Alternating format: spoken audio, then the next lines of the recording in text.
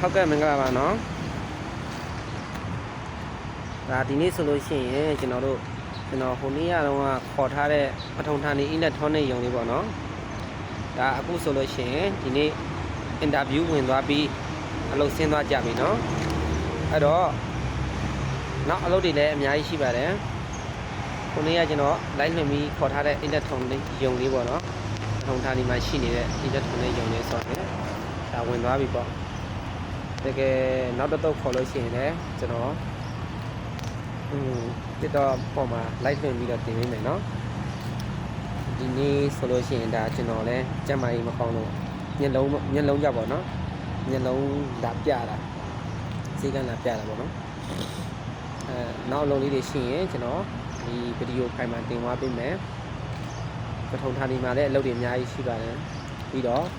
ကျွန်တော်တို့ဒီချူဒီဘက်မှာဆိုလို့ရှိရင်နောက်အလုပ်တွေရှိရင်ကျွန်တော်တင်လာပေးမယ်နော်အားလုံးပဲကျေးဇူးပါ